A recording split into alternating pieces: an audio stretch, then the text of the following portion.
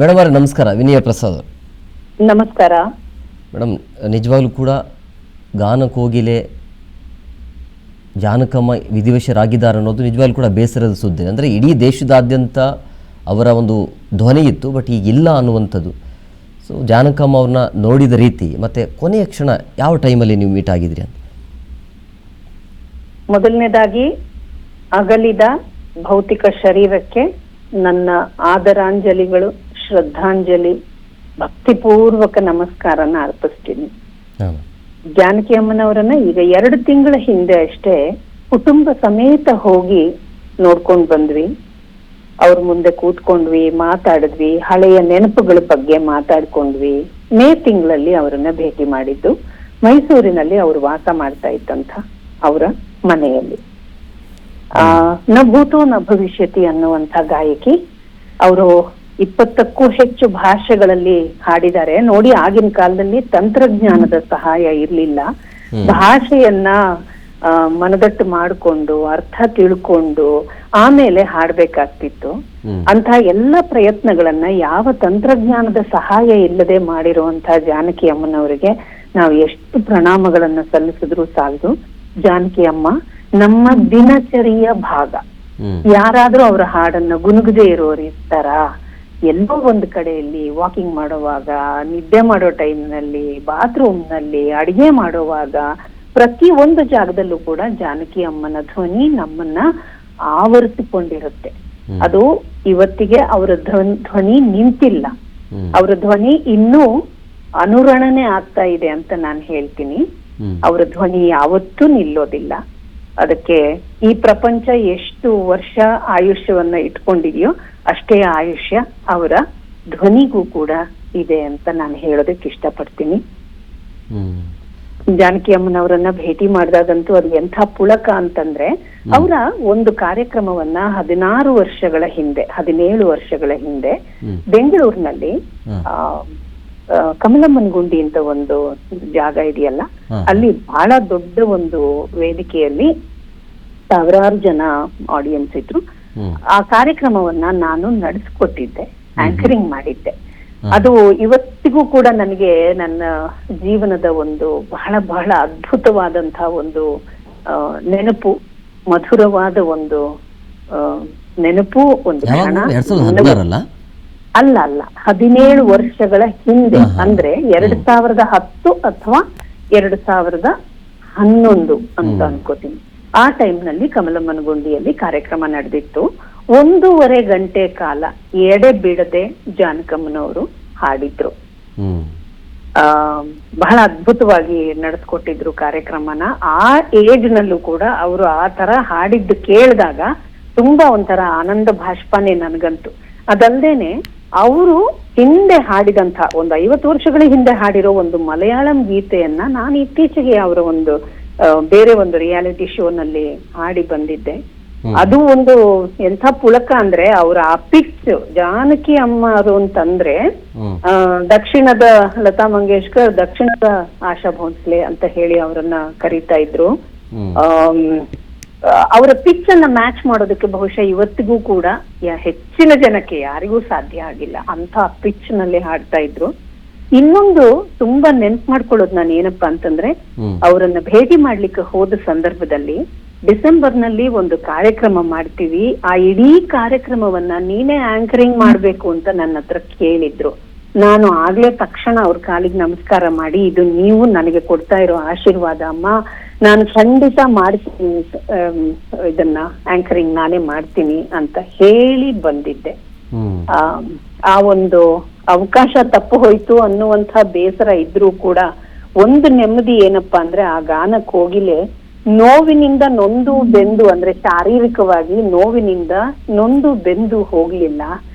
ತುಂಬಾ ಅವರ ಧ್ವನಿ ಯಾವ ಹೈ ಪಿಚ್ಗೆ ಹೋಗ್ತಿತ್ತೋ ಅದೇ ಪಿಚ್ ನಲ್ಲಿ ಆ ಹೃದಯ ಬಡಿತ ನಿಂತು ಶಾಂತವಾಗಿ ಅವರು ಈ ಲೋಕವನ್ನ ಭೌತಿಕವಾಗಿ ಬಿಟ್ಟು ನಡೆದಿದ್ದಾರೆ.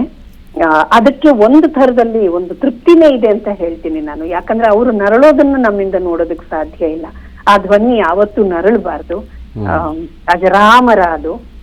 ಹಾಗೆ ಅವರ ನೆನಪುಗಳನ್ನ ಮೈ ತುಂಬಿಕೊಂಡು ಅದರ ಪುಳಕವನ್ನ ಇಟ್ಟುಕೊಂಡು ಆಗಾಗ ಅವರ ಹಾಡುಗಳನ್ನ ಗುನುಗಿಕೊಂಡು ನಾವೆಲ್ಲರೂ ಬದುಕನ್ನ ನಡೆಸಲೇಬೇಕು ಅಷ್ಟೇ ಹೇಳೋದಕ್ಕೆ ಇಷ್ಟಪಡ್ತೀನಿ.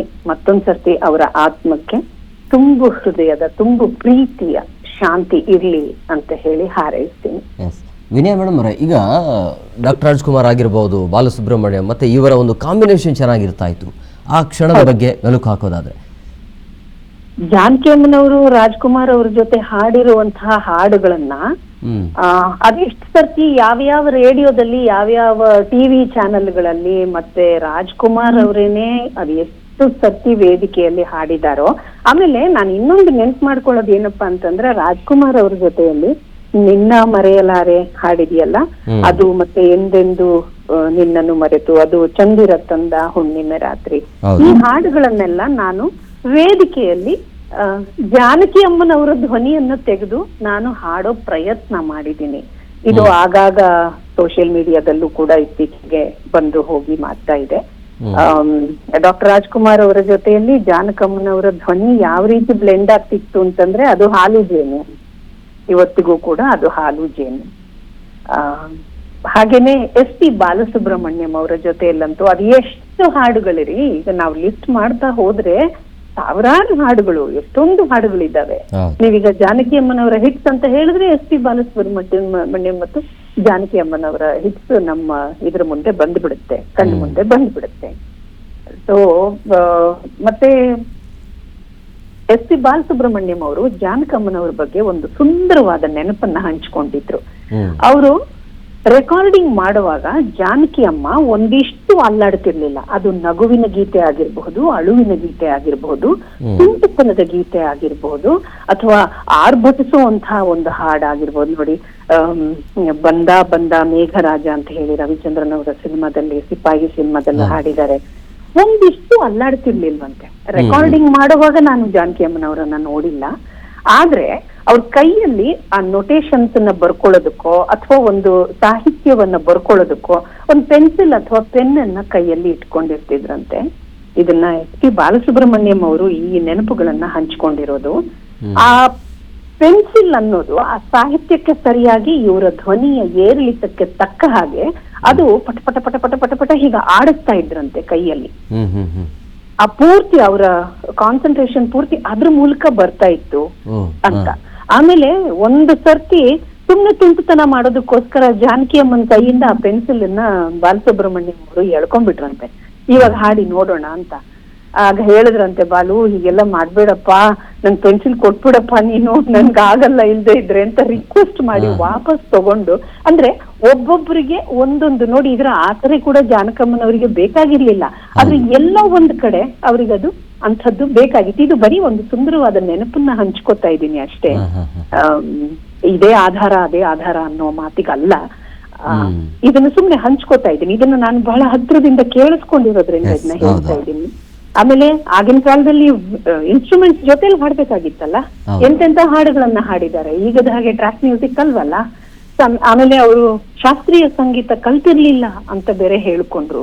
ನಾನು ಬರೀ 10 ವರ್ಷದ ಹುಡುಗಿ, ನಾನು ಸಂಗೀತ ಕೇಳಿ ಕೇಳಿ ಕೇಳಿ ಕೇಳಿನೇ ನಾನು ಹಾಡ್ಲಿಕ್ಕೆ ಶುರು ಮಾಡಿದ್ದು. ನಂಗೆ ಅದೇನು ಅಂತಾನೂ ಗೊತ್ತಿಲ್ಲ. ಇದೇ ಸಂದರ್ಭದಲ್ಲಿ ಸಾವಿರಾರು ಹಾಡುಗಳನ್ನ ಕೊಟ್ಟಿದ್ದಾರೆ ಜಾನಕಿ ಅಮ್ಮ ಅವರು. ಬಟ್ ಈ ಸಂದರ್ಭದಲ್ಲಿ ಜಾನಕಿ ಅಮ್ಮ ಅವರ ನಿಮಗೆ ಇಷ್ಟ ಆಗಿರುವಂಥದ್ದು ಅಥವಾ ನಿಮಗೆ ಪ್ರಭಾವ ಬೀರುವಂಥ ಹಾಡುಗಳನ್ನು ನಮ್ಮ ಮುಂದೆ ಶೇರ್ ಮಾಡ್ಕೊಳ್ಬಹುದು, ಅಂದ್ರೆ ಒಂದು 2 ಲೈನ್ ಆಡ್ಬಹುದಾ ಹೇಗೆ ಅಂತ? ಇದು ಗಣೇಶನ ಮದುವೆ ಚಲನಚಿತ್ರಕ್ಕಾಗಿ ಜಾನಕಿ ಅಮ್ಮನವರು ಹಾಡಿದಂತ ಗೀತೆ. ಈ ಗೀತೆಯನ್ನ ಆಕಾಶವಾಣಿಯಲ್ಲಿ ನಾನು ಹಾಡ್ತಾ ಇದ್ದೀನಿ ಅನ್ನೋ ತರದಲ್ಲಿ ಇದು ಚಿತ್ರಿತವಾಗಿದೆ. ಆ ಒಂದು ಗೀತೆ ಅವ್ರ ಮುಂದೆ ಕೂಡ ಇತ್ತೀಚೆಗೆ ನಾನು ಇದನ್ನ ಹಾಡೋ ಪ್ರಯತ್ನ ಮಾಡಿದ್ದೆ. ಅವ್ರ ತರ ಹಾಡೋದಕ್ಕೆ ಸಾಧ್ಯನೇ ಇಲ್ಲ. ಈಗ್ಲೂ ಕೂಡ ನಾನು ಹಾಡೋ ಪ್ರಯತ್ನ ಮಾಡ್ತೀನಿ ಅಷ್ಟೇನೆ. ಅನುರಾಗ ತೋಟದಲ್ಲಿ ಹೂವಂತೆ ನಾನು ಆಲ್ಹೂವ ಕಾಣ ಬಯಸಿ ಕಾದಿರುವುದೊಂದಿನೇನು ಹೃದಯಾಂತರಾಳದ ಭಾವನೆಯ ಮೀಟಲು ಹಿಂದೇನು ಭಾವೋಲ್ಲಾಸ ನೀ ತಂದ ಸಿರಿ ಸಂತೋಷ ರಾಗ ತೋಟದಲ್ಲಿ ಹೂವಂತು ನಾನು. ಇವತ್ತಿಗೂ ಕೂಡ ನಾನು ಅವರಿಗೆ ಚಿರಋಣಿ. Yes, very nice madam. ಧನ್ಯವಾದಗಳು. Thank you madam.